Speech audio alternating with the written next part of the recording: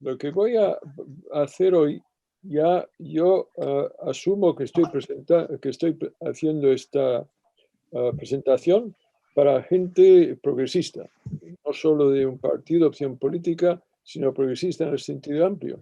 Aunque claro, a aquellos que son militantes de Podemos se les requiere ya una responsabilidad especial.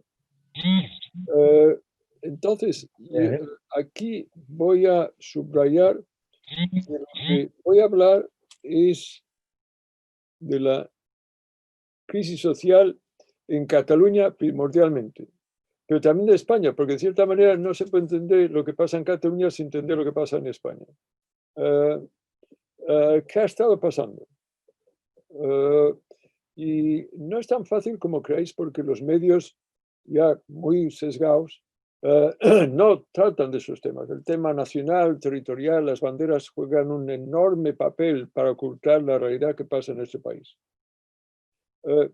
Entonces, ¿qué es lo que voy a intentar en 45 minutos de presentación? Yo soy una persona de datos. Si alguien está de desacuerdo conmigo, pues que presente otros datos y verá que no los podrá encontrar. Pero yo soy una persona muy poco retórica. Además, francamente, os digo que cuando volví del exilio, un largo exilio a mi país, me molestó mucho la baja calidad del debate político en general, no solo de los partidos, pero ahí no se utilizan datos, ahí el insulto predomina y eso todavía hoy se produce en programas como La Sexta Noche, en que el insulto es la característica de lo que se llama debate. Pero en cambio no se dan datos que puedan discutirse y hay que intentar cambiar esa dinámica. La población catalana y española se merece mejor y tiene que tener un debate que se le informe. Bien, entonces lo que voy a hacer es en 45 minutos voy a presentar qué es el subdesarrollo social. ¿De qué estamos hablando? Luego, ¿por qué? La parte segunda. Luego, los argumentos que se están dando que no son creíbles y que en cambio son los dominantes, lo que aparece en la televisión, en la radio, en los diarios. Y luego también quiero presentar datos que muestran la falsedad del argumento, de los argumentos mal utilizados por los partidos independentistas que siempre acusan a la situación de que España no roba. Pues bueno, vamos a ver si España no robaba. Eso es cuestión de que se puede demostrar con datos o desprobar con datos. Veamos los datos.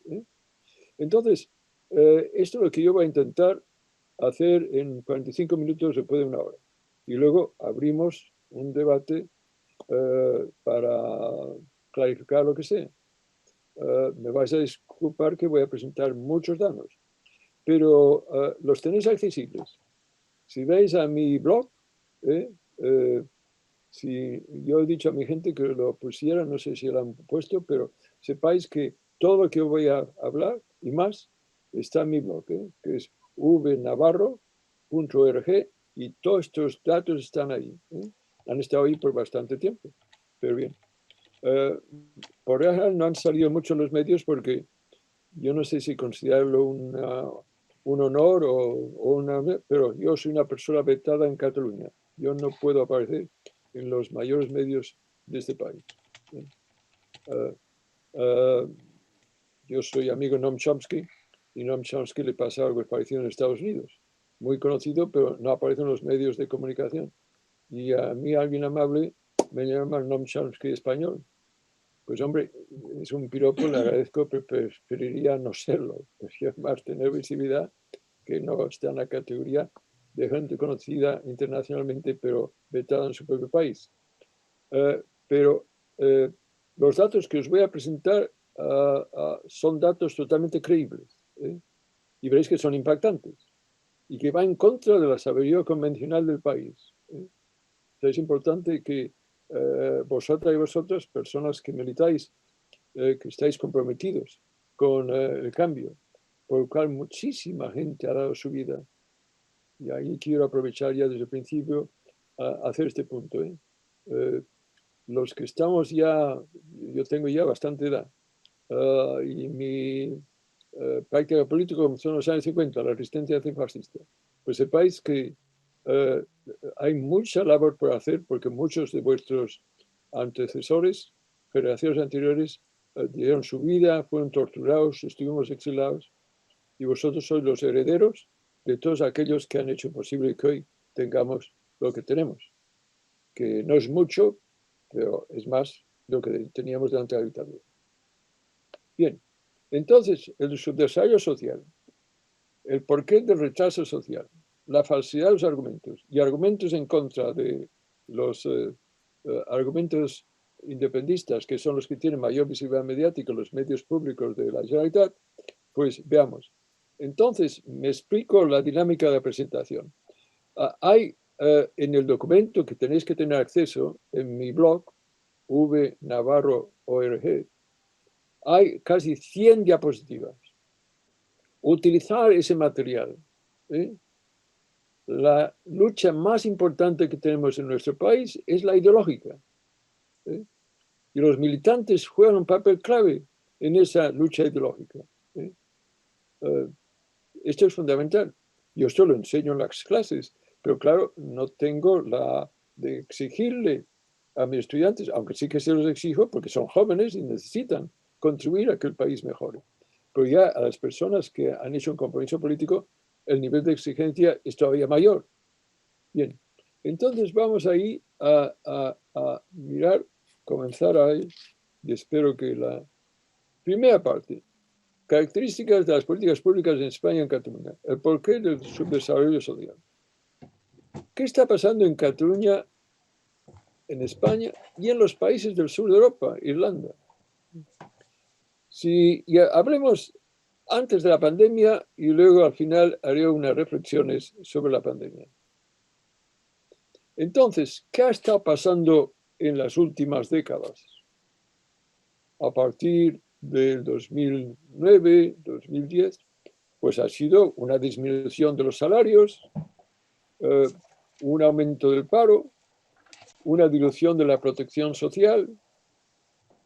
¿Qué quiere decir eso? Pues aquellas transferencias del Estado que intentan resolver el problema de grupos vulnerables de la población. Reducción del gasto público social. ¿Qué quiere decir esto? El gasto en sanidad, en educación, en los servicios sociales, en las escuelas de infancia, que en España más llamadas guarderías, en los servicios de dependencia, en fin, todos los servicios y transferencias del Estado de Bienestar, ha habido una reducción de este gasto público.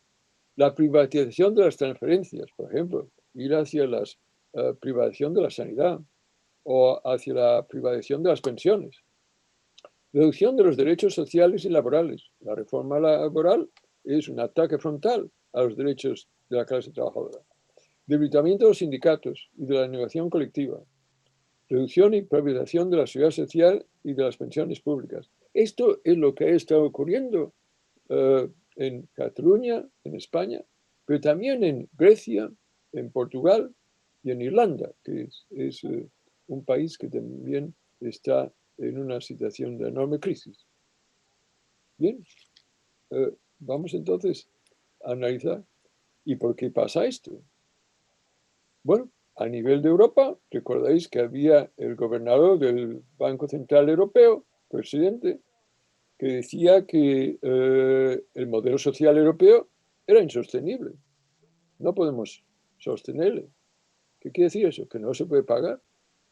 La señora Merkel, que es una de las voces más poderosas, era y continúa siendo más poderosas de la Unión Europea, decía, la crisis del euro está causada por una falta de disciplina fiscal de diversos países, cuyos dirigentes actuaron irresponsablemente. Lo que están diciendo acá es que estos sureños no tienen disciplina, beben demasiado, comen demasiado y no trabajan suficientemente. Esto es lo que está diciendo en esa frase. Aquí, ¿y cuál es la explicación que se daba en España? El señor Rajoy, hemos gastado por encima de nuestras posibilidades. Hasta que esto no se corrija, no podremos salir de la crisis. Y aquí, en Cataluña, el presidente Mas decía que incluso la austeridad nos hará fuerte. ¿Sí? La austeridad ens farà forts. Bueno, esta es la sabiduría convencional.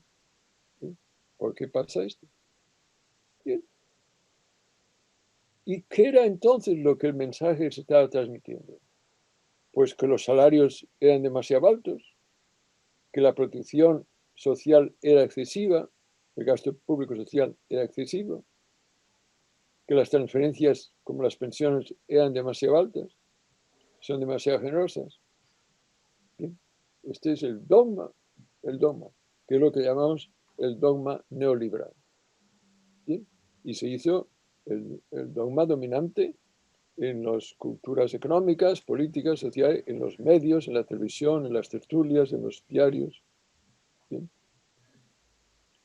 Esto no es cierto. Miremos los datos, analicemos la realidad. ¿Y qué tenían en común los países de la periferia de la eurozona? ¿Qué tenían en común España, Grecia, Portugal, Irlanda? Pues mira por dónde. Todos estaban gobernados por dictaduras de ultraderecha, fascistas o fascistoides. España, Portugal y Grecia. O Irlanda no era una dictadura, pero eran gobiernos conservadores autoritarios durante la mayor parte del tiempo después de la Segunda Guerra Mundial hasta los años 80. O sea, era una dictadura o gobiernos autoritarios muy ligados a la Iglesia Católica en Irlanda que defendían la estructura de poder. Esto es muy importante. Recordar que el fascismo, y esto no se ha enseñado en las escuelas de nuestro país, el fascismo es la respuesta de la estructura de poder frente a una amenaza procedente sobre todo de la clase trabajadora. Y es importante que esto lo sepáis, porque hoy estamos viendo las posibilidades de que el fascismo vuelva de nuevo a los dos lados del Atlántico Norte. Hoy, esta noche, va a haber un debate entre Trump y Biden. Trump es lo más cercano que hay a una figura fascista. Bien. Y hay trumpistas en España. Esto, yo he escrito bastante sobre cuáles son los trumpistas en España. Bien. Bien, desde ese punto de vista, veamos ahí que son estados herederos de dictaduras muy represivas con poca sensibilidad social y redistributiva. Estos países, incluso hoy, tienen el mayor número de policías por cada 10.000 habitantes de la Unión Europea, los 15.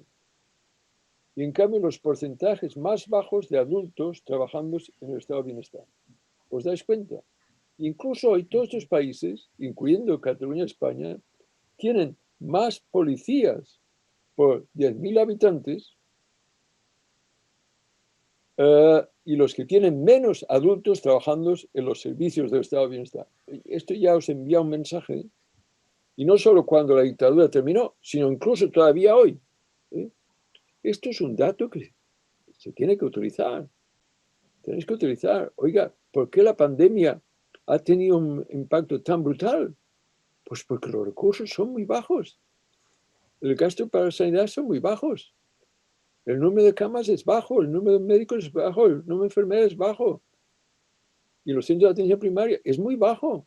Y eso lo veremos, lo veremos. ¿Me explico? ¿Y por qué es tan bajo? Pues porque la dictadura, cuando la dictadura termina, es de los más bajos de Europa. Se ha ido recuperando algo. Pero todavía estamos con un gran retraso y viene la gran recesión, comienzan los recortes y estos correcciones que se habían hecho desaparecen. Y viene la pandemia, ¡pam! Y nos coge totalmente sin recursos. Esto es lo que está pasando. Esto es lo que está pasando. Esto es importante, porque además la derecha en este país tiene un cinismo extraordinario, porque se acusa al gobierno. Oiga, pero si el gobierno acaba de estar solo en el gobierno por unos meses, son ustedes, derechas, que han estado gobernando tanto en España como en Cataluña, que han sido responsables de estos recortes y que ahora se está dañando tanto a la capacidad de la sociedad de responder a esa situación. Los servicios públicos están muy empobrecidos. Esto es muy importante. Bien, entonces ahí veamos ahora mayor detalle de los datos. Y antes quiero hacer una pregunta. ¿Dónde está Navarrete? Navarrete, ¿lo has podido ver? ¿Se ve bien? No te oigo. Levantar la mano, por favor, si se ve bien las diapositivas. Es fundamental. Sí, Sí, sí, se es ven. veu bé, Se ve Vicenç. bien. Se ven Vale. bien. Vale, continuemos entonces. Veamos Se los ven datos. bien. Comparemos los datos de los países de la Unión Europea, los 15, que son los países más ricos de la Unión Europea, en que las izquierdas han sido más débiles, como son España, Cataluña, Grecia, Portugal. Es no solo que tuvieran las dictaduras, o en Irlanda un gobierno muy autoritario de derechas, sino que todavía hoy las izquierdas han sido débiles. Y eso lo analizaremos con más detalle en la segunda parte. Comparemos lo que pasa en estos países periféricos de la Unión Europea, los 15, con lo que pasa. ¿Cuál es el país donde la izquierda han tenido más poder? Suecia. Poco se habla de ella. Suecia, pues, parece que son más rubios, son más altos. No, oiga, es que ¿sabe usted que han sido gobernados por partidos de izquierda? Una coalición desde la Segunda Guerra Mundial por la gran mayoría del tiempo. Las derechas también han ganado de vez en cuando, pero son los países que han estado gobernados por más años por las izquierdas. Partido Socialdemócrata, en realidad con el Partido Comunista, con un Partido Verde, con un Partido Rural de los Campesinos. Esto es lo que Suecia. Y os animo a que veáis a Suecia. Bien. Desde el punto de vista, veamos, comparemos lo que ocurre en Cataluña, España, con el promedio de la Unión Europea, los 15, y con el país que la izquierda ha sido más fuerte. Veamos. Y podéis ver ahí los ingresos del Estado, el dinero que el Estado recibe. Pues mirar, el promedio de la Unión Europea, los 15, y esto escojo el 2009, porque era al inicio de la crisis. Fijaos que a partir de entonces las cosas incluso se han jodido más, se han empeorado todavía más. Pues fijaros, ya era en el promedio de la Unión Europea, los 15, era un 44% del PIB, del Producto Interno Bruto. España era un 34%, Grecia un 37%, Portugal un 39%, Irlanda un 39%, Irlanda un 54%. Podéis ver que aquí estos países donde la derecha ha sido y continúa siendo muy poderosa, los ingresos al Estado son muy bajos, comparados con la Unión Europea de los 15 y con Suecia. A mayor fuerza, las izquierdas, mayor es el tamaño del sector público. Fijaros entonces, miremos ahora el gasto. Ingresos y ahora el gasto. Y vamos a coger el gasto ya cuando termina, en teoría, esa crisis, ya la recuperación estamos. Pues fijaros que el gasto era, el gasto social con porcentaje del PIB, era la Unión Europea los 15, 28%, Cataluña un 21%, España un 24%, Grecia un 26%, Portugal 25%, Irlanda 16%, y Suecia casi 29, un 30%. Podéis ver una gran diferencia. O sea que tenemos pocos ingresos y los gastos son bajos. Bien. Y fijaos que ahí en Cataluña es incluso más bajo. Pero hay otro factor, indicador que no se utiliza tanto. En los medios se utiliza como porcentaje del PIB, pero hay otros como, por ejemplo, el porcentaje de la población adulta que trabaja en los servicios públicos del estado de bienestar. ¿Qué quiere decir esto? Pues el porcentaje de la gente adulta que trabaja en sanidad, en educación, en los servicios sociales, en temas de vivienda pública, etcétera, etcétera. Fijaros que en la Unión Europea, los 15% de las personas adultas trabajan en la cooperación pública, de la cual la gran mayoría de la cooperación pública son los servicios del estado de bienestar. Bien. Mirad, en Cataluña 8%, España 9%, Grecia 11%, Irlanda 12%, Suecia 22%. Uno de cada 24, uno de cada 4 o 5 en Suecia. En España, uno de cada 10 o 11. ¿Os dais cuenta la enorme diferencia? ¿Os dais cuenta? Es abrumador el déficit que tenemos, ¿eh? Abrumador el déficit que tenemos. O sea que en ese aspecto tenemos poca gente trabajando en el sector público, que la mayoría del sector público son los servicios del estado de bienestar. Esto es de una enorme importancia, porque fijaros que el movimiento liberal siempre dicen que el sector público es demasiado amplio, que está ahogando la economía. Pues fíjate tú, en realidad somos los países que tenemos un sector público, empleo público menor. Uno cada 4 o 5 en Suecia, uno cada 10 o 11. ¿Me explico? Entonces, el pensamiento liberal, que es el pensamiento de las clases dominantes, dice, no, es que tenemos demasiado, estamos ahogados. Para salvar la economía tenemos que reducirlo. Oiga, pues ¿cómo explica? Suecia es mucho más exitosa económicamente, pero mucho más que no España. Y tiene un gasto público mayor. ¿Cómo explica usted esto? ¿Ves? Esto es fundamental que sepáis estos datos. Créanme, es fundamental. Porque la frivolidad de la sabiduría convencional es abrumadora. Y se dicen auténticas barbaridades, auténticas frivolidades. Pero como que no tenemos una prensa izquierda, se dicen barbaridades y no hay medio de decir, oiga, usted no está tomando el pelo, hombre. ¿Sí? Fijaros que esto ocurre mucho en la sexta noche. Ahí siempre, fijaros, ahora presentan uno de derechas y otro de izquierdas. Caramba, y el de izquierdas a nivel europeo sería de centro. No hay ni siquiera una persona de izquierdas en el debate de izquierda o derecha en el que se pueda decir, oiga, no es cierto que en este país no pueda sostenerse unas pensiones más extensas. Es fundamental, yo animo a mis estudiantes que viajen, que se den cuenta que en España tenemos casi una dictadura. No hay que a mí no se me permita poder tener acceso a los medios. Cuando en ningún país yo tengo ese problema. Vaya, no quiero que se me malinterprete como falta de modestia, pero soy una de las personas más citadas en la literatura internacional, en mis propias áreas de trabajo.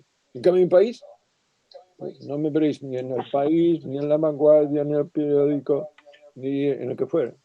Solo en público, que no es de papel. Pero esto pasa constantemente.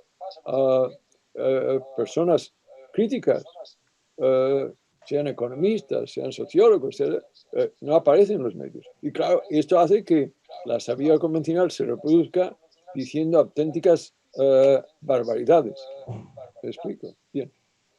Entonces, continuemos. Vamos a ver. Y una de las causas de que tengan pocos ingresos los estados y que el gasto sea tan bajo es por quién influencia a los estados, quién influencia al Estado español, del cual la Generalitat es parte, por Dios, la Generalitat de Cataluña es parte del Estado español. Pues porque son estados muy poco redistributivos y con políticas fiscales muy regresivas. ¿Sí? Mirad, vamos a ver cómo analizamos que un Estado sea redistributivo o no. ¿Qué quiere decir redistribuir? Pues mire, coger fondos de un grupo y enviarlo a otro. Redistribuye del grupo A al grupo B. Redistribuir en cuanto a la riqueza, pues la riqueza que tiene un grupo minoritario versus que tiene la mayoritaria. O de rentas, lo mismo. Bien, veamos, esto es un dato muy importante. Supongamos que anulamos el estado de bienestar, desaparezca el Estado. ¿Cuánta gente sería pobre en Cataluña, en España, en la Unión Europea, los 15 o en Suecia?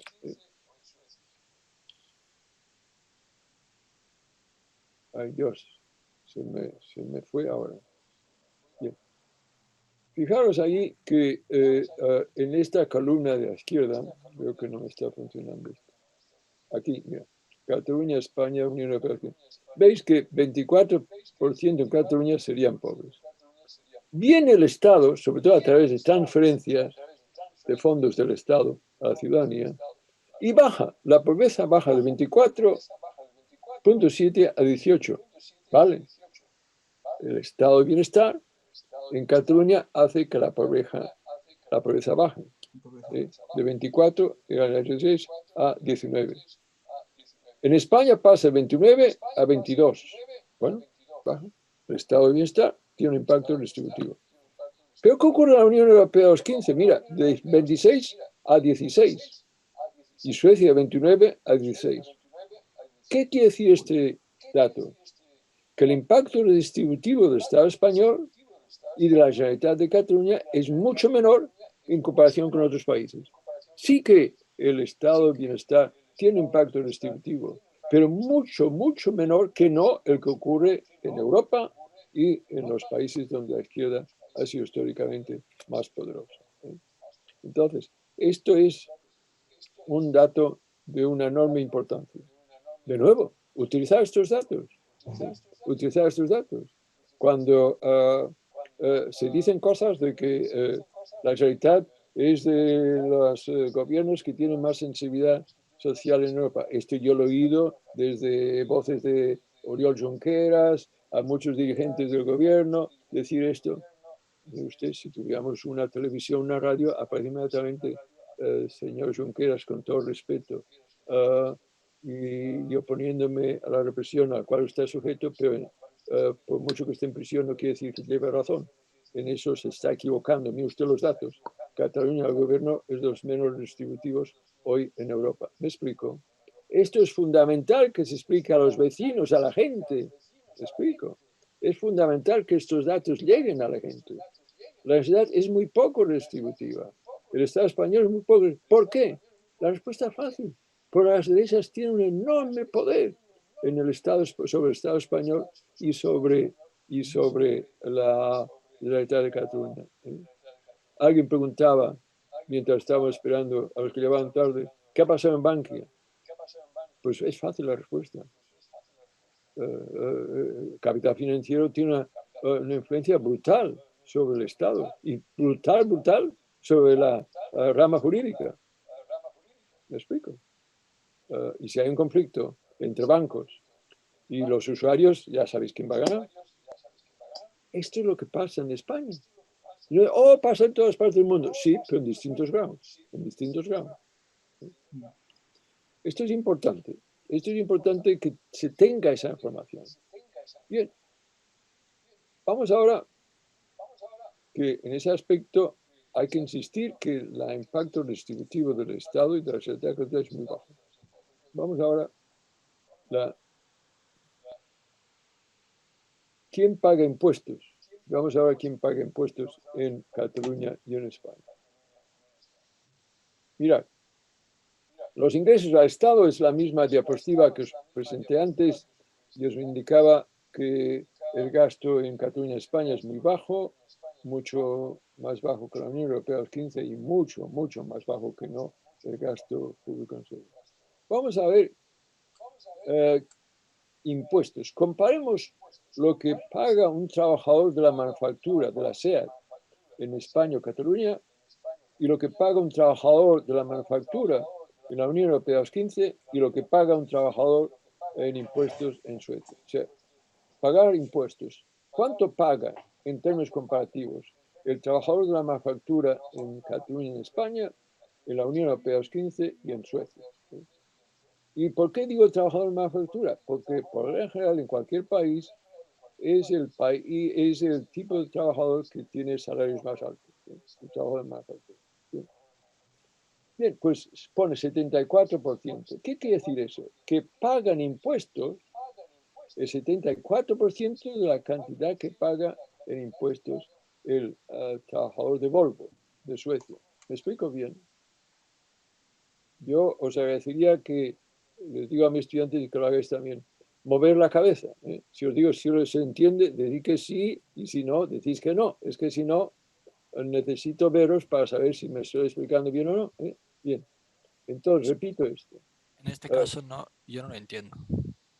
Vale, no, Perdón, vale, pero lo repito. sí. Vamos a ver. Si cogemos Suecia como el punto de referencia, entonces veamos, el punto de referencia es el 100. Entonces, ¿qué quiere decir que es 74?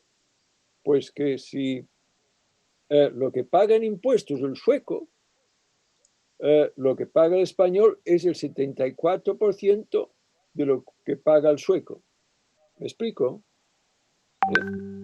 O sea que en ese aspecto, en la Unión Europea los 15, el trabajo en manufactura no paga igual, pero menos. ¿Y cuánto menos? El 88% de lo que paga el sueco.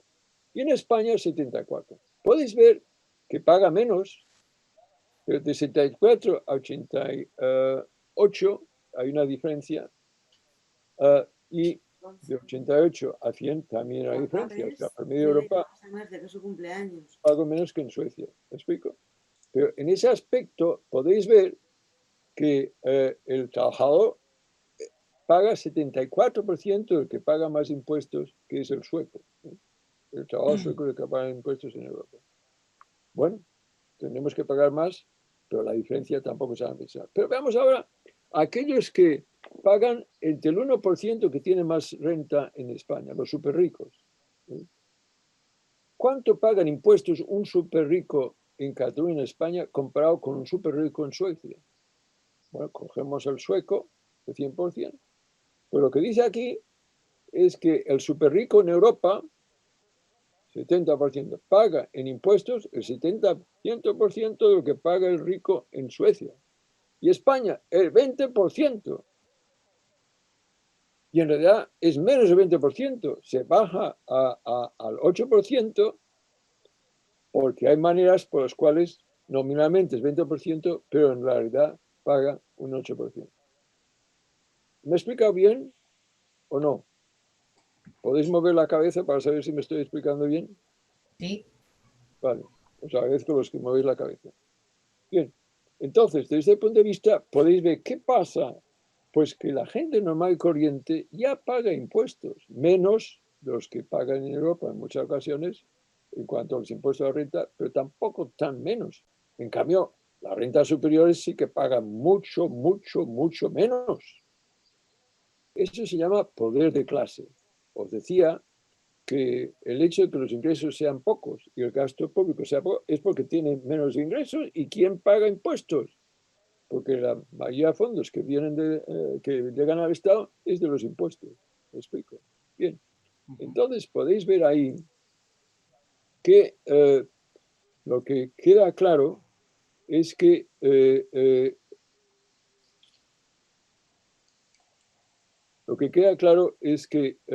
la gente que tiene muchos recursos, propiedad o renta, tiene una enorme influencia sobre el Estado y sobre la Generalitat de Cataluña.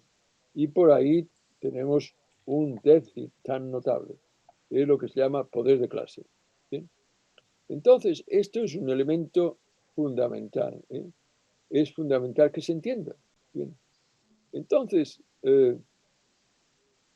bueno, ahí voy a saltarme toda esta parte porque si no, pero solo quiero que sepáis que si veis mi blog, hay todo un capítulo sobre el poder, cómo se ejerce el poder a nivel regional y a nivel municipal. Los municipios juegan un papel clave, pero están subfinanciados. Y las áreas donde tienen responsabilidades, los fondos son muy limitados. Y ahí pues tiene todo un capítulo en el que hablo de la vivienda, de grandes problemas que hay, de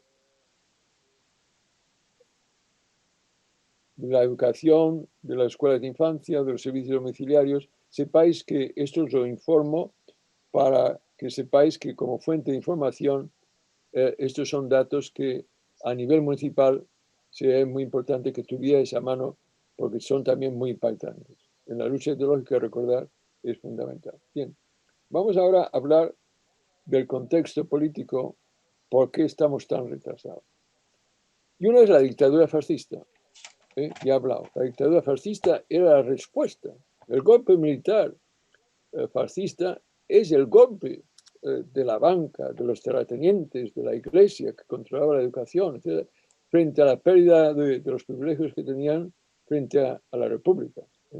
Y cuando ya gana el Frente Popular, pues ya ocurre el golpe fascista patrocinado, financiado por Hitler y Mussolini.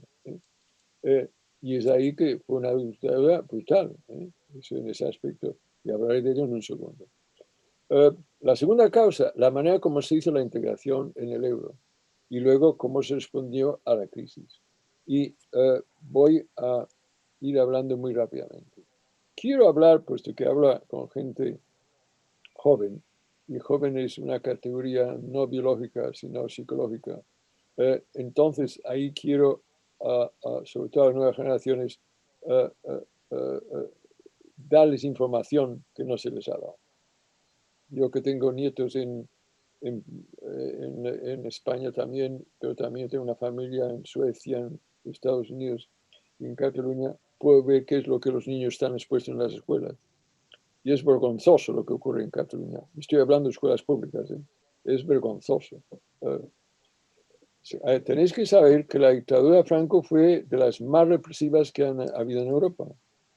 Por cada asesinato que hizo Mussolini, Franco hizo 10.000. Es que, daos cuenta, ¿qué quiere decir eso? Lo digo porque a veces, hablando con gente joven, parece que Franco era un vejete de mal genio. Joder, si fue de los dictadores más brutales que ha habido en Europa. ¿Eh? Por cada asesinato en Italia, Franco hizo 10.000. Y eso está documentado. ¿Eh? Esto es fundamental que lo sepáis. Bien. Y vaya, España, después de Camboya, el país del mundo con un mayor porcentaje de la población desaparecida por razones políticas. Vaya. Bien, y la transición no fue modélica. La transición no fue modélica. O sea, en ese aspecto, ¿qué pasaba? Que en ese aspecto, la transición, la clase trabajadora jugó un papel clave. Las movilizaciones que ocurrieron por parte de la clase trabajadora fueron muy importantes para que tuviera que haber una transición. Pero el proceso de transición tenías por un costado las derechas que controlaban el Estado y los medios de información y las izquierdas que estaban en prisión o estábamos exilados o estamos totalmente en situaciones de clandestinidad. Había una relación muy desigual y es ahí donde la transición se hizo con gran dominio de las derechas.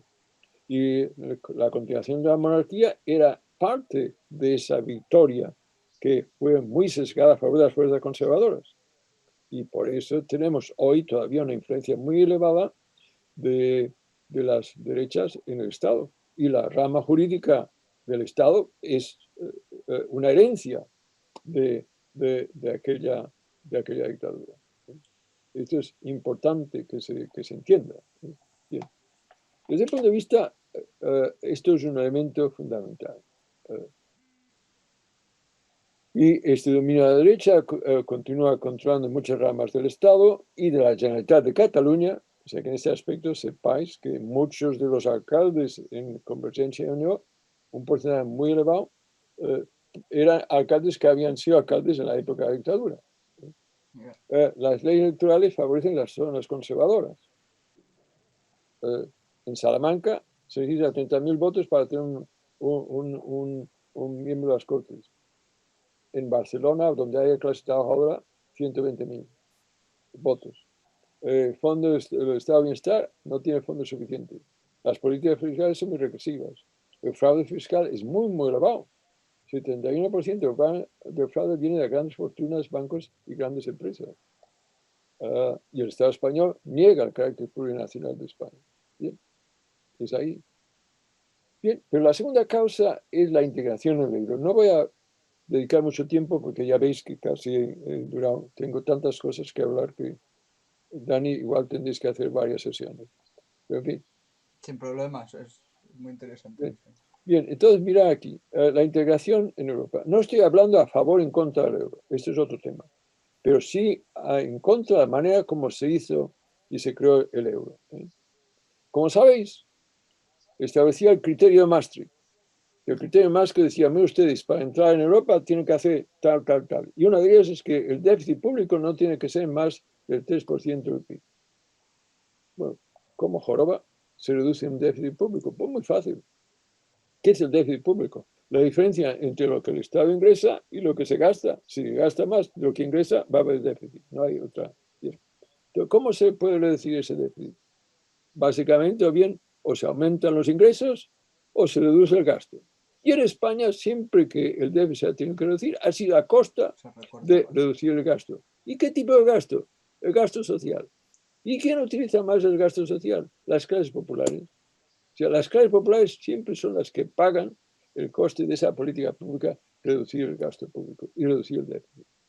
Bien, pues fijaros, los datos lo muestran de una manera clarísima, ¿eh? De una manera clarísima. Mirad, aquí podéis ver la evolución del gasto público social. Cuando digo gasto público social, hablo de la sanidad, de la educación, de los servicios sociales, de las escuelas de infancia, de los servicios de ayuda a dependencia, de la residencia de los ancianos, de la seguridad social. Todo esto es el gasto público social. Pues mira, cuando el dictador muere en el 75, el gasto público social es el 14%, el más misérrimo de Europa. El promedio de Europa era el 22%. Viene la democracia y, sobre todo en el periodo del PSOE, aumenta debajo de España, va aumentando y el déficit no se anula, pero se reduce por la mitad y se llega a 24 en el 93. ¿Me va siguiendo? ¿Qué pasa en el 93? Pues que se están tomando medidas para entrar en el euro. ¿Y qué quiere decir eso? Pues que según la estructura de poder y las autoridades de la Unión Europea, el Premier tiene que reducir el gasto. Y mira cómo, ¿veis? El gasto baja. También en Europa, pero mucho menos. De 28 a 26, aquí baja 24 a 21. ¿Os dais cuenta? Si eso lo veis año por año, lo podéis ver en este gráfico. Fijaros, aquí es al principio cuando España está tomando las medidas para entrar en el euro. 1.793 son euros, la diferencia entre lo que España se gasta y lo que se gasta el promedio de la Unión Europea, los 15. El déficit de gasto público social entre lo que se gasta Europa y lo que nos gastamos nosotros. Y podéis ver que va subiendo. Ese déficit va subiendo. Cantidades muy impactantes.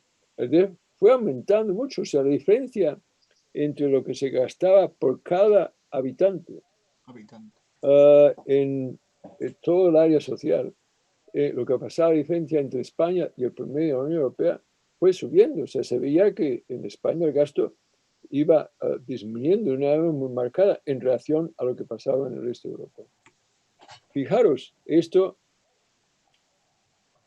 esta sube y luego todo esto es la época Aznar, esto es PP, luego vienen los socialistas y baja porque el gasto social sube.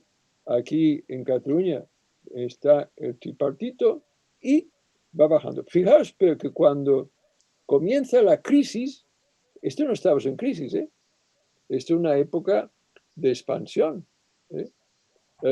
Y fijaros que cuando comienza la crisis, que es ya 2007, el déficit de gasto entre lo que nos gastábamos aquí por habitante en España y el resto de Europa es incluso mayor que cuando se comenzó a integrar en el euro. ¿Me explico?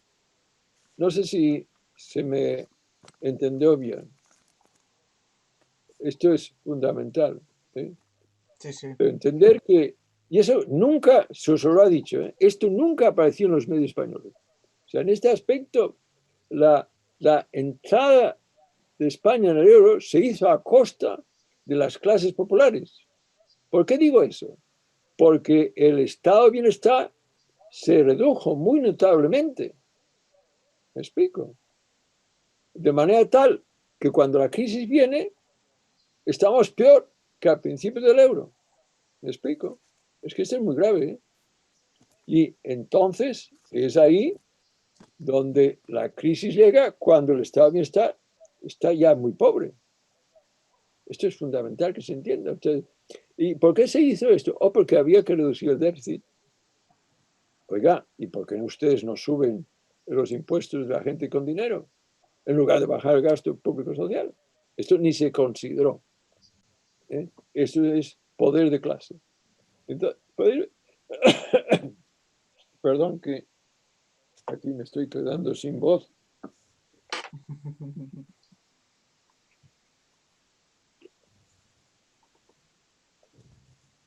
Bueno, entonces os digo, este es el coste.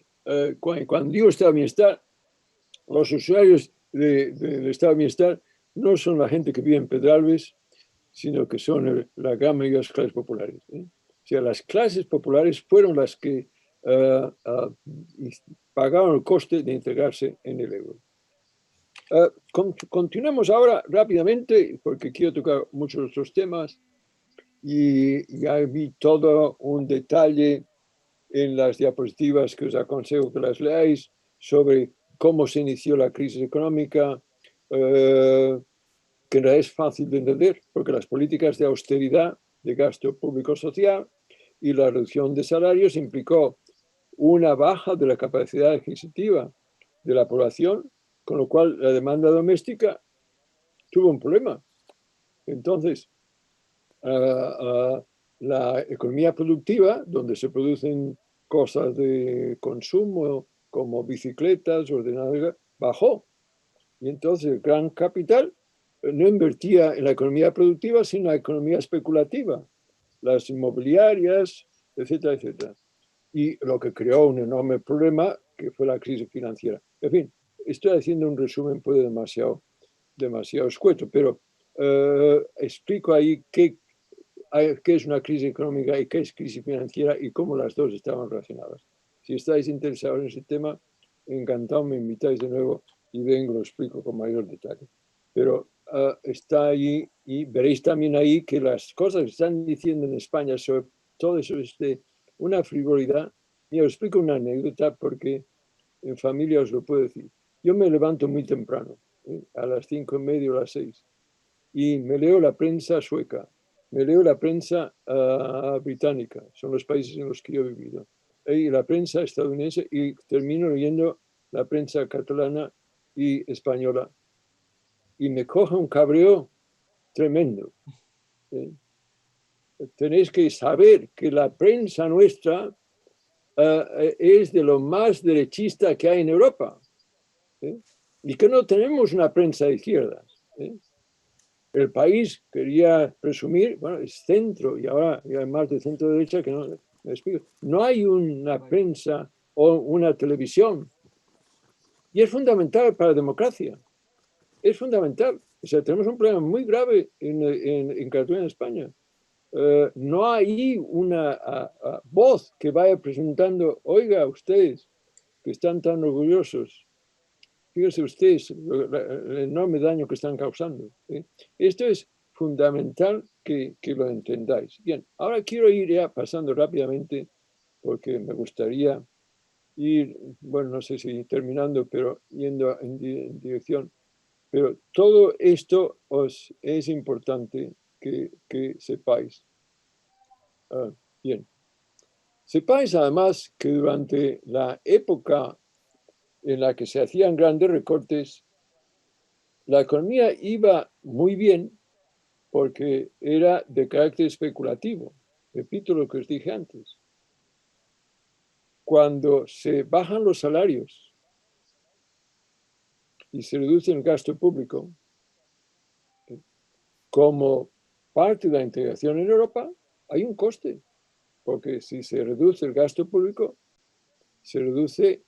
¿Qué quiere decir el gasto público? Pues que la gente tiene más dinero, más seguridad, y el sector público también invierte y crea una demanda. Entonces, la demanda doméstica baja.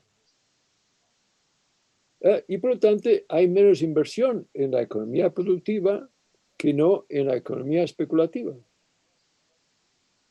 Pero a la vez, al bajar los ingresos, las familias tienen que pedir más dinero prestado al banco. Y lo mismo las empresas, pequeñas empresas sobre todo. Entonces, los bancos les va muy bien y los bancos van creciendo. En la medida que la capacidad adquisitiva de la ciudadanía va bajando porque tienen menos ingresos, tienen que pedir más dinero y ahí los bancos van saliendo de primera. ¿Qué pasa?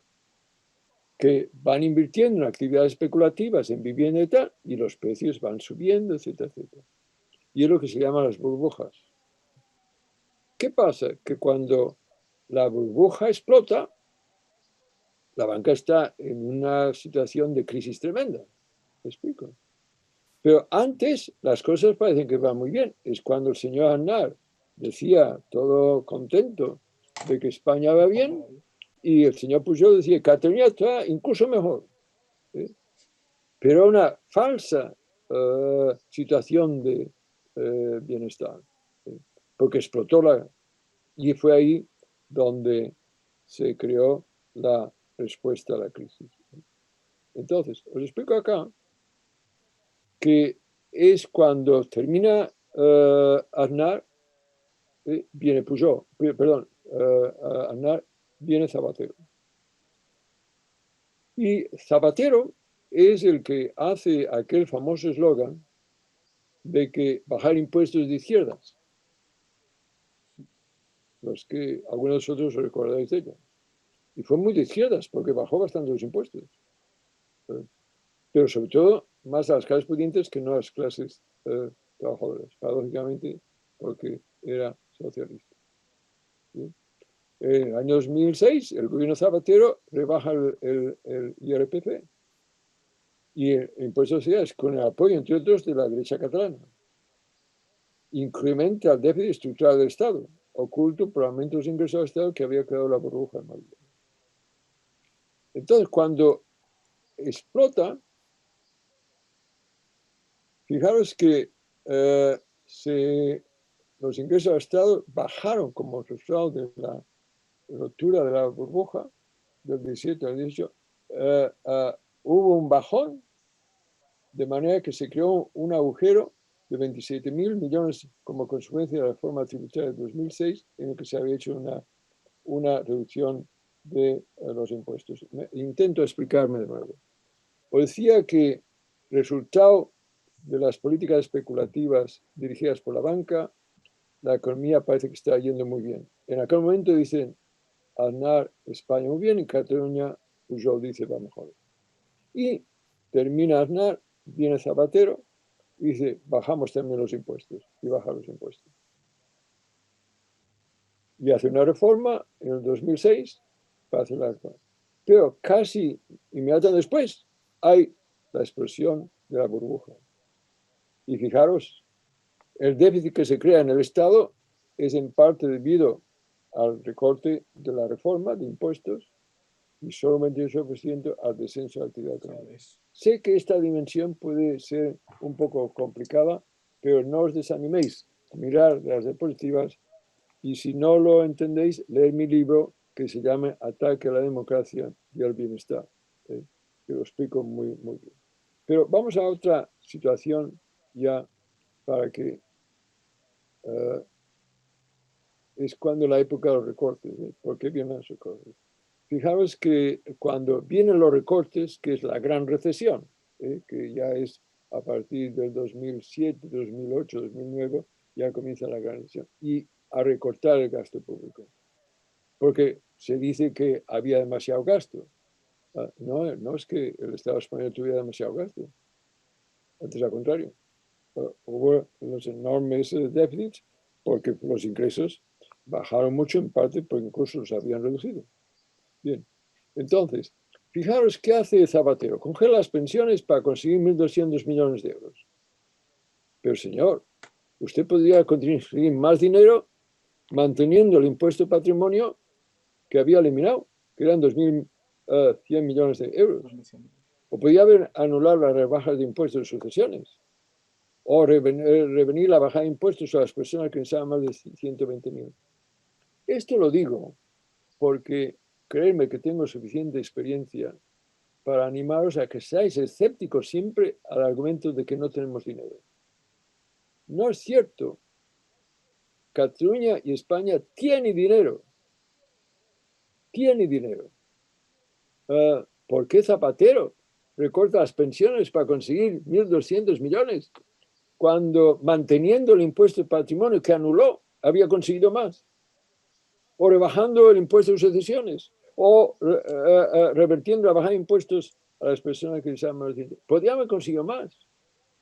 Pero esto aplica igual a Rajoy, que Rajoy todavía recortó más. Y se puede decir, Rajoy, ¿por qué joroba usted recorta 6.000 millones de euros para la sanidad? Cuando habría conseguido más anulando la bajada de impuestos que usted aprobó en las Cortes de las grandes empresas que facturan más de 150 millones de euros al año y que representan solo 0.12% de las empresas y consigue casi 6.000 millones. ¿Por qué no hace usted eso? ¿Me explico? O sea que nunca, y lo mismo aquí en Cataluña. En Cataluña, que el señor Mas fue de los que cortó más, a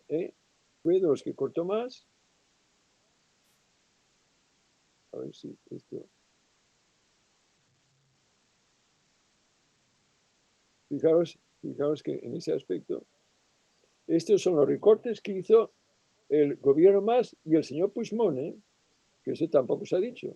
Si miráis esta diapositiva, son los recortes que hizo el gobierno Mas y el gobierno de Puigdemont, este señor era súper patriota. Pues bien, pues este súper patriota jodió al pueblo catalán. Mirad lo que hizo en cuanto a recortes. Mirad, en educación, unos recortes de 626.000 millones. En sanidad, de 1.220, de más de ellos, o sea que redujo de 1.027 millones. En educación fue de 626 millones. Podéis ver las cantidades que se recortaron desde el 2010 a 2017. Este es el señor Mas y el señor Puigdemont, los grandes independistas del país, que España no roba. Pero no le jode. ¿No ve usted estos datos? Ustedes fueron los que recortaron más en Europa. ¿Me explico? Entonces, esto es importante porque cuando se recorta allí también, habían otras alternativas. El señor Mas podía haber conseguido, mire usted, se puede conseguir 2.700 millones de euros mediante las siguientes medidas. 1.000 millones mediante un impuesto finalista que fuera la sanidad de carácter progresista. Tiene la autoridad para hacerlo. 600 millones de euros a base de gravar los elevados beneficios del capital financiero, tal como siguió el mismo Fondo Monetario Internacional. Tiene la potestad. Y hay toda una lista de intervenciones que podría haber hecho para conseguir este dinero. ¿Pero por qué no lo hizo? Porque estos son grandes grupos de interés que tienen una enorme importancia política. Esto es fundamental que se entienda. Porque fijaros que una cosa muy importante, que hay que recuperar el concepto de clase social. Hay una visión que en España no hay clases sociales, hay los ricos, la gran mayoría que son clase media y los pobres. Esto es una frivolidad tremenda. Hay clases sociales. Mirad, si a la gente en Cataluña se le pide ¿a qué clase usted pertenece? Si la pregunta se hace, ¿usted es de clase trabajadora, clase media perdón, usted es de clase alta, de clase media o clase trabajadora? Si se hace de esta manera, el resultado es distinto a si se le pregunta, ¿usted es de clase alta, media o baja? Si usted pregunta al pueblo catalán, ¿usted es clase alta, media o baja? La gran mayoría catalana responden clase media. Clase media. Y tiene lógica. Clase baja es un aspecto, hay que subrayar que hay un enorme clasismo. Se habla de machismo, me parece muy bien, pero debe hablarse de un enorme clase. Dirigirse a la clase como clase baja es un insulto. Se puede decir clase de renta baja, pero clase baja, como si fuera un país de castas y los trabajadores son la clase baja. ¿Me explico? términos como la clase humilde, clase vulnerable, clase humilde, son síntomas insultantes. Es clase trabajadora. Y cuando los catalanes se preguntan, ¿usted es clase alta, medio, trabajadora? Hay más catalanes que definen clase trabajadora que no clase media. Esto es fundamental que lo entendáis. Y la gente nuestra, clases populares y clase trabajadora. La escuela progresista, su base es esta. Es fundamental que eso se entienda. Bien. Desde ese punto de vista, es ahí que es importante de que esta definición se entienda, porque en ese aspecto, y ahora voy a ir rápido sobre este punto. ¿Cómo contestar ese argumento entonces de que somos tan austeros en nuestro gasto público? ¿Cómo es que Cataluña se gasta tan poco y cómo es que España se gasta tan poco? Y la respuesta más común, o porque somos pobres. Mirad, esto no es así. España no es pobre, ya su PIB es el 94% del PIB de los países más ricos de Europa. En cambio, gasto público social por habitante no es el 94%, es el 74% del gasto público social de la Unión Europea. Si fuera 74%, el gasto sería 66.000 millones de euros más. No sé si me explico bien. O sea, que nos gastamos menos de lo que nos corresponde por la riqueza que tenemos. ¿Me explico? O sea que, y si vemos Cataluña, mira, Cataluña es, también Mas y Puigdemont decían que estamos viviendo por encima de nuestras posibilidades. Pues mira, ¿por dónde? Cataluña es ya más rica que el promedio de la Unión Europea, los 15. Y en cambio el gasto social per cápita es el 73%. Si fuera en lugar del 73, el 110, sería 19.600 millones de euros. ¿Me explico bien? O sea que en ese aspecto no es cierto que seamos pobres. El hecho de que tengamos tan pocos recursos en los sectores sociales es porque las clases dominantes, y hay que hablar de clases dominantes, y hay que hablar de la clase media de renta alta, el poder que tiene el 20-25% de renta superior en Cataluña es absoluto en este país. ¿Me explico? O sea que las clases populares son clase trabajadora y clase media de renta mediana baja. Son la gran mayoría de la ciudadanía. Tienen muy poco poder en la estructura del Estado. Es ahí el origen. Esto es fundamental. Fijaros, y ahora quiero ir terminando, que a algunos de nosotros nos cabreó tanto esa imagen de que no hay alternativas, que siempre decían, es que no hay alternativas que los recortes y tal, que escribimos un libro, Juan Torres y Alberto Garzón, que se llama Hay alternativas, en las que era muy didáctico. Si leéis las diapositivas veréis, oiga, Zapatero, ¿por qué usted quiere congelar las pensiones cuando puede conseguir más dinero revirtiendo la bajada de impuestos que ha hecho a los ricos? En cuanto al dinero, mire usted, consigue más dinero. ¿Por qué lo hace usted? El señor Rajoy, joder, ¿por qué usted recorta tanto sanidad o educación cuando podría conseguirlo revirtiendo la bajada de impuestos de sociedades que ha hecho a las grandes empresas? Esto es fundamental, que esa información la tenéis que tener a mano, la tenéis que utilizar, porque siempre decía, es que no hay dinero, y la gente al final decía, no hay dinero. ¿Y dónde viene? Pues mire, se lo documento. Escribimos este libro, hay alternativas que, por cierto, se iba a publicar por la editorial del País, pero había un capítulo que éramos muy críticos con la banca y nos pidieron que lo elimináramos y dijimos que no y todos dijeron, pues nada, olvídese de esa editorial. Y nos dijeron, como se dice a nivel de la calle, con el culo al aire, coño, ¿qué hacemos ahora al último momento? Bueno, en una editorial pequeña, pues nos lo dio. Bien, pues mirad, ese libro mostrábamos de que por cada política que estaba haciendo había otra alternativa. Que en lugar de joder a las clases populares se podía haber jodido a las clases pudientes que tienen más que dinero que no están contribuyendo. ¿Me explico? Este es el libro, tenéis que leerlo. Hay alternativas. Y fijaros que cuando se crea el primer movimiento 15M en la Plaza del Sol, mi sorpresa es cuando veo que llevan mi libro como si fuera el libro de Mao. ¿Lo veis? Hay alternativas, ¿veis? Esto es la gente joven en la dirección y llevan diciéndole a la estructura de poder, ustedes están mintiendo, sí que hay alternativas. Y es lo que tenéis que hacer vosotras y vosotros, mostrar a la estructura de poder que están mintiendo, que sí que hay alternativas. Y mire usted estos datos. De ahí que el poder que tenéis es la realidad que representáis. Porque sepáis que el poder se basa mucho en el dominio sobre esa ideología y sobre los medios que no son de información, son medios de persuasión. Entonces, es ahí que los que defendemos los intereses de las clases populares tenemos que tener esa información y distribuirla. Mira, durante la resistencia antifascista en la dictadura íbamos de casa en casa, nos la jugábamos, pero era la única manera. Pues mira, tenemos que hacer lo mismo. Ahora ya no nos la jugamos, pero tenemos que ir de casa en casa para mostrar que la estructura de poder está mintiendo, la Generalitat de Cataluña está mintiendo. ¿Me explico? Esto es fundamental.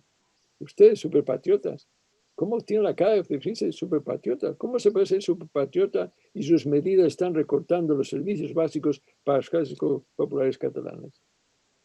Esto es fundamental.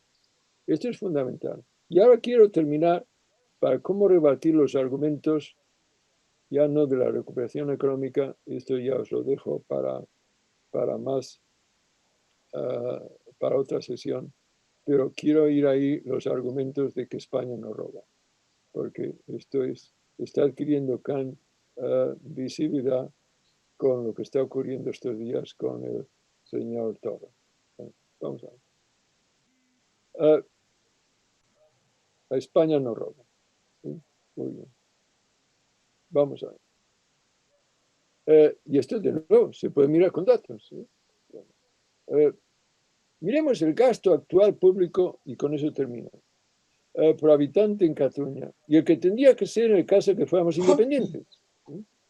Pues, hombre, Cataluña es más rico, entonces si nos separamos tendremos más dinero y tendremos mejor sanidad. Es un argumento lógico y puede ser convincente. Bien. Ahora bien, veamos qué es lo que se gasta hoy, el gasto público por habitante, el que correspondería si fuéramos independientes. En ese aspecto voy a comparar tres tipos de gastos. Este es el gasto social por habitante en el año 2007, que era cuando comenzaba la crisis. El gasto 5.475 euros estandarizados, pero olvidemos de eso, euros por habitante, por catalán. Si eliminamos el déficit fiscal, que es la cantidad que nos roban, según dicen los INDEPES, serían 6.236. ¿Me vais siguiendo? Ya no veo a Navarrete. Ah, sí, Navarrete. ¿Me vais siguiendo? Sí. Vale, bien. Entonces, bien, ahora el robo es ese déficit fiscal. O sea, muy bien, pues mire, ya dejemos el déficit fiscal y sube a 6.236. Muy bien, sube. Pero ¿qué es lo que Cataluña debiera gastarse por el nivel de riqueza que tiene? Mucho más, 8.220. ¿Me explico? O sea que el problema no es el déficit fiscal. ¿Me explico?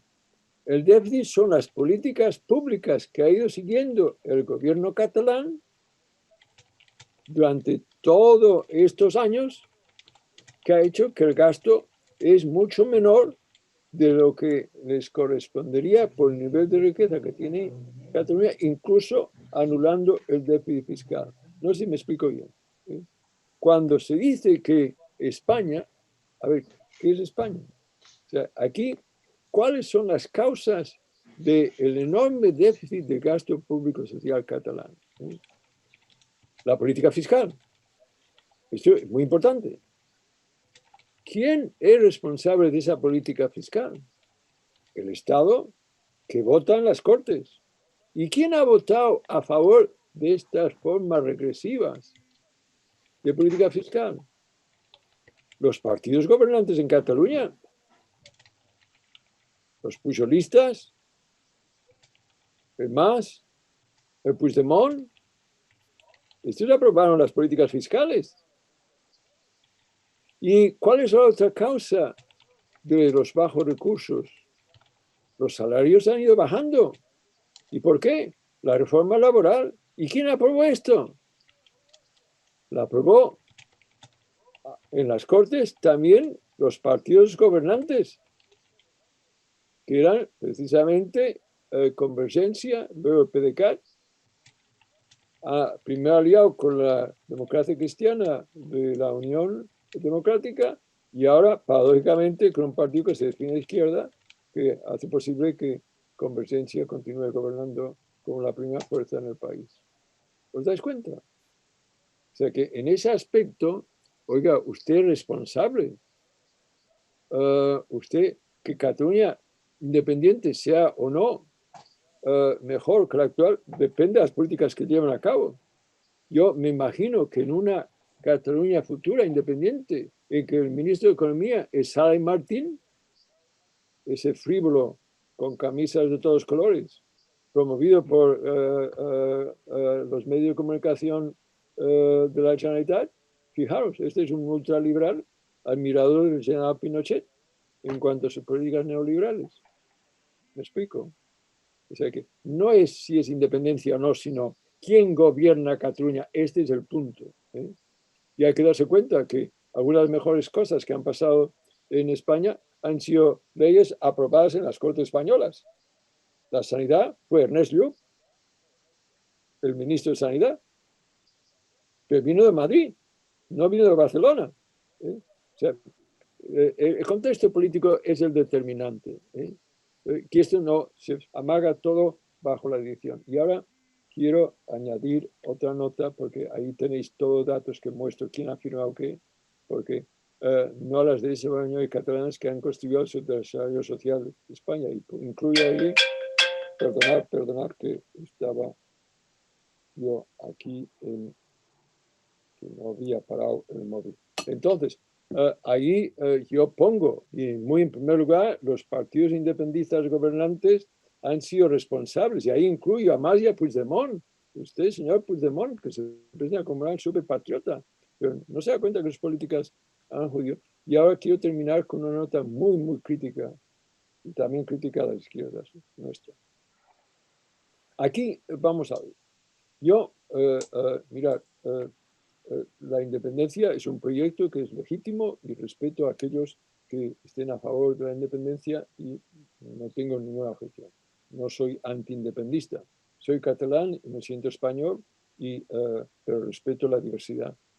Ahora, lo que sí que me molesta muchísimo es que estén utilizando la bandera catalana como si fuera su bandera y que están representando Cataluña cuando en realidad, ¿qué es lo que quieren? Dicen la independencia. Mire usted, la independencia no se puede hacer en un país si no consigue la gran mayoría del pueblo donde está aquel país. La gran mayoría de catalanes no están a favor de la independencia. Usted no puede declarar la independencia. Si usted lo hace, esto no es democrático. No puede presentarse como ustedes están a favor de la libertad y la democracia, porque usted no tiene la mayoría de catalanes. ¿Cómo tiene la osadía de decirse demócrata cuando está pidiendo un proyecto que no lo apoya la mayoría de la ciudadanía? Entonces, sin eso, y es más, en las coordenadas de poder de España, que usted no conoce qué es el Estado español. El Estado español no fue una ruptura con el Estado anterior. Fue un Estado muy represivo y ha continuado siendo muy represivo. Usted está pidiendo algo que usted sabe que no se va a conseguir. ¿Y por qué lo está pidiendo? Pues porque moviliza mucho a su electorado a base de hacer una promesa que usted sabe que no se va a cumplir, pero es la manera como va a conseguir más votos. Es un cinismo, ¿me explico? Es eso lo que está ocurriendo en este país.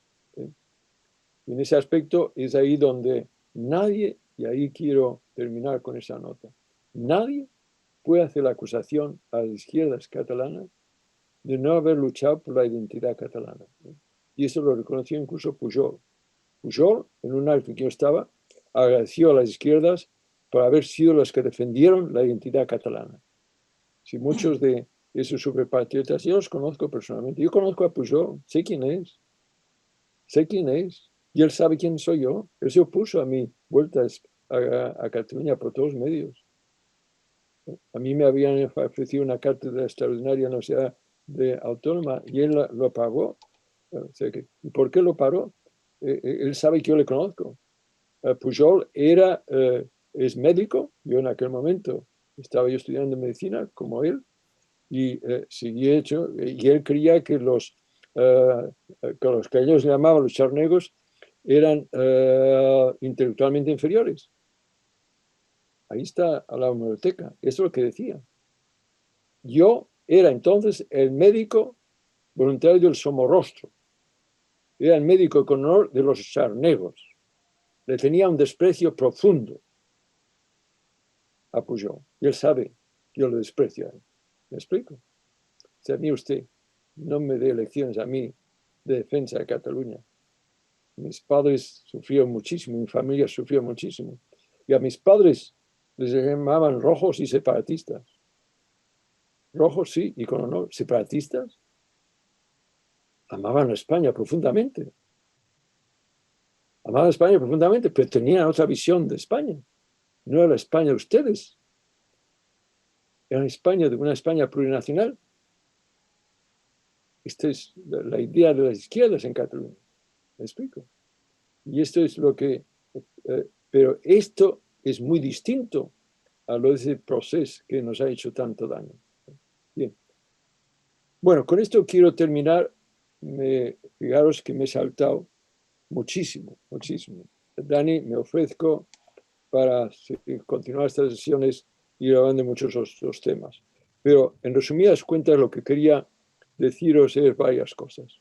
Una, de que información es poder. ¿Sí? Y el hecho de que la estructura de poder se sienta tan segura es porque saben que controlan la información. ¿Sí?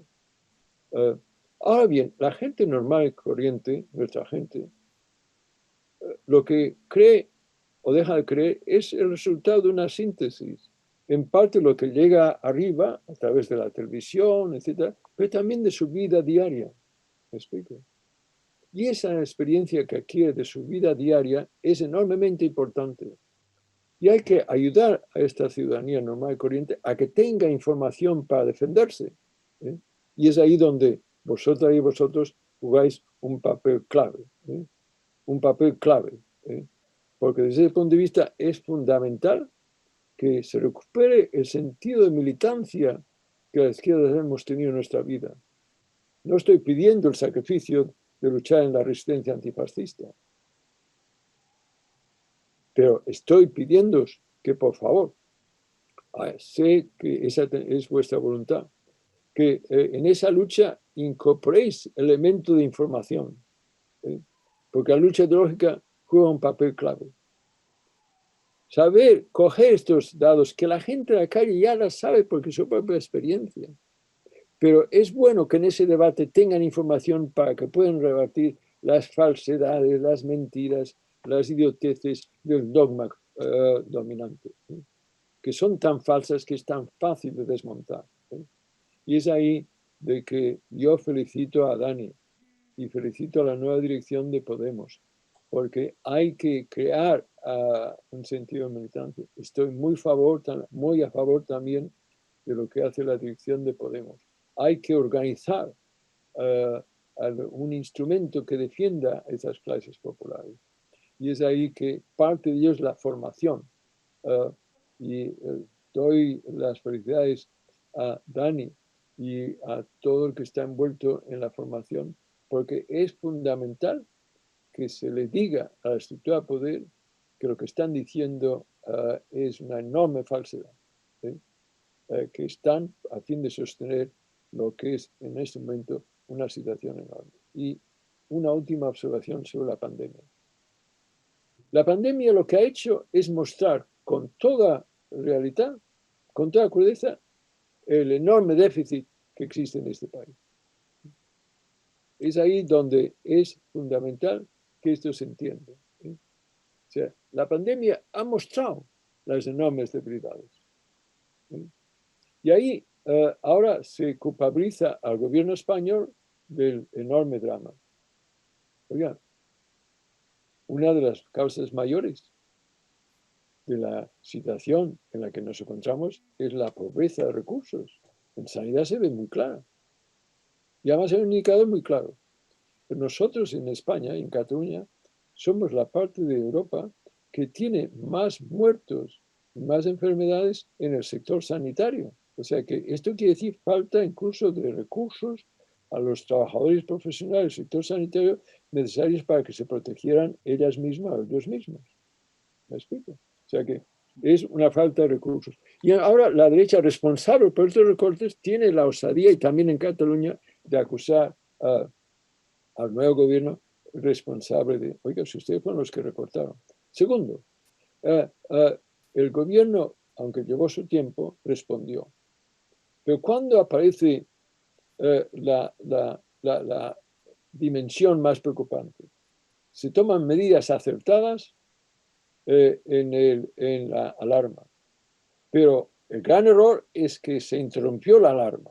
Y es a partir de entonces que la segunda ola crece de una manera muy marcada en Madrid, ya por dónde, donde gobernaba la derecha, que quería terminar con el estado de alarma por encima de todo, porque la economía, lo que le decían, estaba por encima de todo lo demás. Mientras que en Cataluña lo mismo. Cataluña está gobernada la gran parte del periodo democrático. Bueno, ya no digamos durante la dictadura. O sea, Cataluña ha estado gobernada por la izquierda desde el Frente Popular y luego por el tripartito, que no lo hizo mal, hizo bastante cosas buenas, pero solo le duró un poco tiempo. Pero Cataluña siempre ha estado gobernada durante la democracia por ese sistema clientelar. La gente habla mucho de Galicia, joder. Cataluña es un sistema controlado por una red corrupta hasta la médula, en la que ahora entiendo incluso que cambiar el nombre porque ya les da vergüenza. Esto es lo que ha sido Cataluña. Entonces, hombre, no creo que España es el problema. El problema es quién está gobernando Cataluña por tanto tiempo. Y es ahí donde yo creo que no es sorprendente que donde el disparo de la pandemia toma lugar en Madrid, la derecha cavernícola del PP, Vox y Ciudadanos, y aquí Convergencia, como siempre, y ahí la gran responsable que debe criticarse es Izquierda Republicana. ¿Qué coño hace usted que se llama izquierdas ahí? Ponga usted los intereses de la población sobre intereses de un proyecto que sabe que no se va a realizar. Por favor, sepa usted que se debe, si se dice de izquierdas, a anteponer las necesidades de su gente, de sus clases populares, a un proyecto que le va a conseguir votos, pero va a joder a las clases populares. Y es en ese aspecto que yo creo que es muy importante que esa situación se denuncie.